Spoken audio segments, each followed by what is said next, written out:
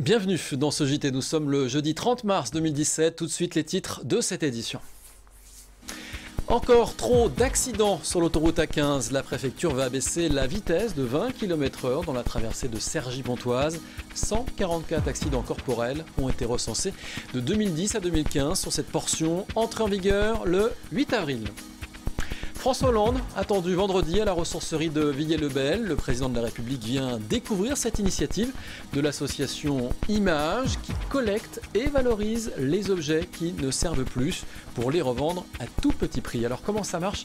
Explication dans cette édition. Automobilistes, attention, il faudra bientôt lever le pied sur l'autoroute A15 à l'approche de Cergy-Pontoise. Le 8 avril, la vitesse autorisée sera réduite de 110 à 90 km/h, une mesure qui devrait permettre d'harmoniser la vitesse en traversée de Cergy-Pontoise, une zone particulièrement accidentogène. Les explications de Christophe Rigaud. De nouveaux panneaux de signalisation encore masqués ont fait leur apparition sur l'A15 à l'approche de Cergy-Pontoise en provenance de Paris. Le 8 avril, ils indiqueront aux automobilistes qu'il faudra désormais ralentir à la hauteur de la sortie numéro 7 puisque la vitesse maximale autorisée passera de 110 km/h à 90. Idem dans le sens province-Paris. Le premier objectif de la préfecture du Val-d'Oise, en concertation avec l'agglomération de Cergy-Pontoise, était d'harmoniser les vitesses en amont de Cergy. L'un des tronçons aujourd'hui à 110 km/h en traversée d'agglomération est inscrit entre deux tronçons successifs à 90 km/h, ce qui n'est pas homogène, ce qui constitue une rupture et une rupture qui par ailleurs s'avère dangereuse. Une zone fortement accidentogène puisqu'entre 2010 et 2015, entre les sorties 7 et 13, la préfecture a relevé 144 accidents corporels pour un bilan humain plutôt lourd, 6 tués et 64 blessés hospitalisés. Autre objectif de cette réduction de vitesse à l'approche de Cergy-Pontoise, la réduction du bruit et de la pollution. Comme dans beaucoup d'autres territoires en France, la réduction de la vitesse maximale autorisée est un des moyens de réduire ces nuisances et le président de la communauté d'agglomération de Cergy-Pontoise, le maire de Cergy également, sont très attentifs à ce que ces réductions de bruit puissent être mises en œuvre. Quant à une possible réduction de la vitesse sur l'ensemble de la traversée de Cergy-Pontoise, il faudra attendre les premiers bilans de l'expérimentation de l'abaissement de la vitesse sur l'A115 qui devrait intervenir cet été. En attendant, prudence et lever le pied. En bref, on connaîtra prochainement la meilleure baguette du Val-d'Oise, en tout cas le nom de son boulanger, puisque l'association Les Tameliers d'Île-de-France et la Chambre de métier de l'artisanat du Val-d'Oise viennent d'ouvrir les inscriptions à ce concours de la meilleure baguette tradition, artisans, chefs d'entreprise ou apprentis. Tous les professionnels peuvent participer jusqu'au 5 mai à ce concours. Il faut donc déposer un dossier de candidature. Plus d'infos sur notre site internet vonews.fr. En bref, politique avec les élections législatives. Jean-Pierre Angelbert est candidat en juin prochain. Le maire Debout la République de Saint-Prix et ancien conseiller départemental a annoncé qu'il sera donc candidat sur la 4e circonscription du Val-d'Oise. Il aura pour suppléant Corentin Le Fur, adjoint au maire d'Aubonne en charge des finances. Et on vous le disait dans ce sommaire, le sommaire de ce JT, François Hollande est attendu vendredi à la ressourcerie de Villiers-le-Bel. Le président de la République vient découvrir cette initiative de l'association Image qui collecte et valorise les objets qui ne servent plus pour les revendre à petit prix. Alors comment ça marche? Les explications d'Angélique Boilet. Des vêtements à 1 €, des jouets pour enfants à 2 et des chaussures à 3 €. Dans cette boutique, pas comme les autres, on trouve de tout à des prix défiant toute concurrence. Bienvenue dans la première ressourcerie du Val-d'Oise. Ouverte depuis mi-septembre, elle est implantée dans une ancienne école élémentaire de Villiers-le-Bel, au cœur du quartier des Carreaux, à la plus grande satisfaction des habitants, friands de bonnes affaires comme Alexis venu avec sa fille. Avec les prix que je vois, c'est vraiment intéressant. Surtout nous qui... De toute façon, moi, ce n'est pas pour utiliser chez moi, c'est pour envoyer au pays, mais c'est vraiment intéressant.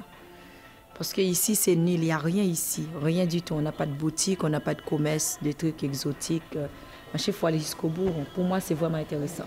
Ici, on offre une seconde vie aux objets, car tous, avant d'arriver là, ne servaient plus et étaient voués à la benne. Cette ressourcerie, c'est Image, une association de prévention qui l'a créée à la demande de la communauté d'agglomération Roissy-Pays de France, avec le soutien des bailleurs sociaux. Objectif : réduire la quantité de déchets sur le territoire en recyclant un maximum d'objets. Ce qui nous différencie d'une recyclerie, la ressourcerie doit tout prendre, donc on n'a pas le choix de ce qu'on récupère. Voilà, donc on peut tout récupérer. Ensuite, c'est à nous de trier, de revaloriser et de renvoyer sur des filières du réemploi ou à la déchetterie, ce qu'on ne peut vraiment pas remettre en état. Les encombrants sont récoltés ici ou collectés au pied des immeubles de la ville et des communes alentours au cours d'actions de sensibilisation. Plus d'une trentaine sont prévues d'ici juin prochain. Avant d'être mis en vente dans les quelques 200 mètres carrés de boutique, tous les objets transitent dans cette salle. Ils sont pesés, triés, puis envoyés si besoin à réparer. Pas loin de 9 tonnes ont déjà été récupérées. Aurélie s'attelle à redonner une deuxième jeunesse à toutes ces chaises abîmées.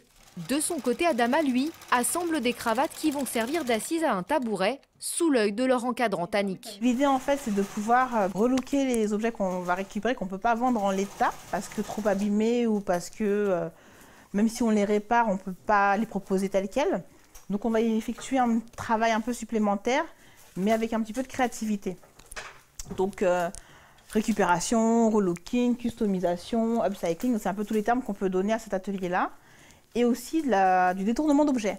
L'autre mission de la ressourcerie, l'aide au retour à l'emploi ou à la formation.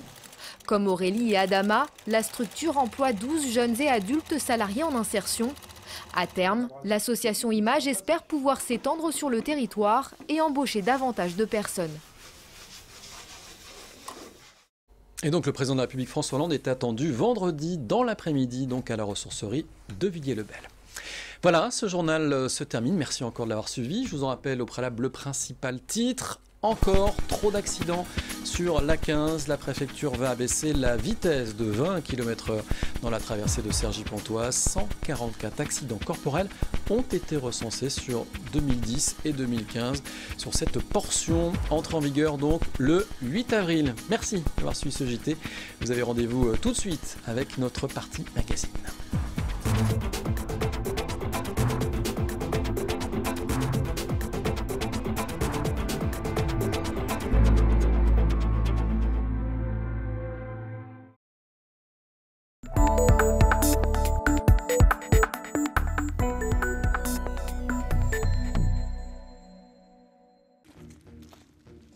Derrière ce porche en pierre se dressent les ruines mystérieuses de l'abbaye Notre-Dame du Val.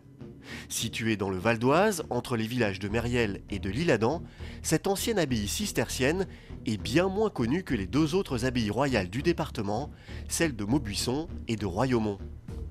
La fondation date de 1125.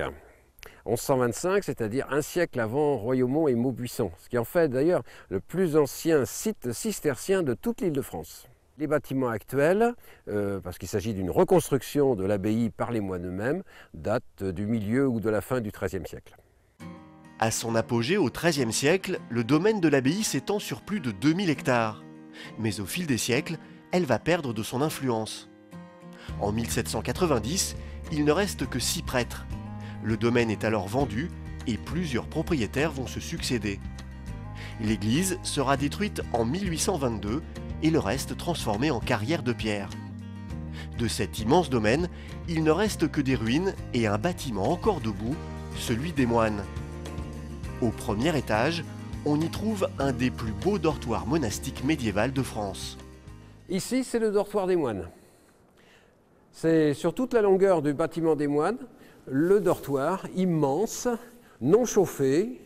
Les ouvertures étaient au Moyen-Âge beaucoup plus petites, garnies de vitraux, donc un lieu pas aéré non plus. Et ils dormaient tout habillés dans leurs vêtements de laine. Ils n'avaient qu'à enfiler leurs sandales pour sortir par l'escalier de nuit qui les conduisait directement dans le chœur pour l'office des vigiles. Cette remarquable architecture va inspirer de nombreux réalisateurs de films et de clips vidéo. C'est ici que la chanteuse Mylène Farmer va tourner en 1999 l'un de ses clips les plus connus. Et je te rends ton amour, redeviens les contours. Depuis 1952 et le tournage de Jeux interdits, l'abbaye a accueilli plus d'une centaine de tournages qui aident à financer l'entretien du domaine. Toutes sortes de films ont été tournés ici et continuent d'être tournés, des films, mais aussi des téléfilms, en particulier une partie des Rois maudits de José Dayan de 2002 ont été tournés ici. Et ceci et d'autres lieux de l'abbaye sont le décor d'un film de France 3, Les Fusillés, qui devrait être programmé incessamment en cette fin 2015. Aujourd'hui propriété privée de 120 hectares, l'abbaye n'est ouverte que pour les journées du patrimoine ou pour les groupes sur réservation auprès de l'Office du tourisme de Mériel.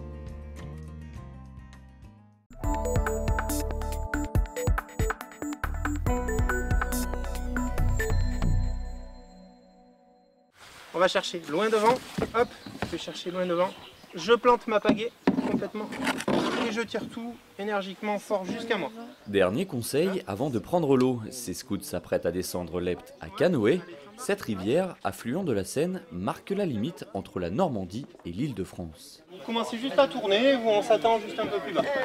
Vous descendez pas, hein. Cette descente est organisée par l'entreprise Canoepte, basée à Saint-Clair-sur-Epte. La traversée de 8 km dure entre 1h30 et 2h. Le cadre est naturel et sauvage. Cette rivière, la particularité, c'est que toutes les berges sont privées. Donc il y a beaucoup de champs, beaucoup de jardins, donc c'est très calme. Et les zones sont classées Natura 2000. Donc c'est une charte européenne qui consiste à conserver et préserver les espaces animaux et végétaux. Du coup, il y a beaucoup d'espèces très intéressantes comme la libellule bleue ou les hérons et des plantes très très différentes. Donc ce calme et cette richesse de surprise sur cette rivière, donc petite, étroite, mais il y a des petits virages bien rapides, des petites chutes qui ressembleraient à l'Ardèche. Donc c'est un moment soit 1h30, soit 2h, soit les deux parcours sur la journée. À coups de pagaie, les paysages défilent. La balade est plutôt calme, mais attention aux petits pièges. Freinez un peu le bateau, freinez le bateau.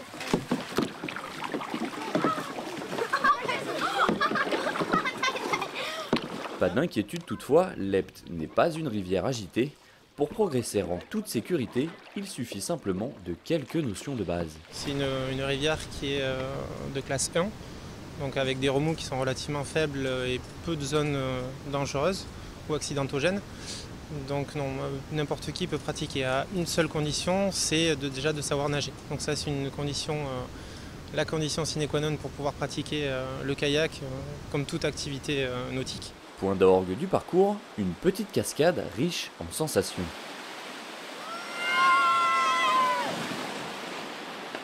La balade est accessible dès 7 ans accompagnée d'un adulte. Un deuxième parcours plus complexe et plus long est également proposé pour les plus aguerris. Canoepte est ouvert toute l'année, un bon moyen de découvrir la nature entre Val d'Oise et Normandie.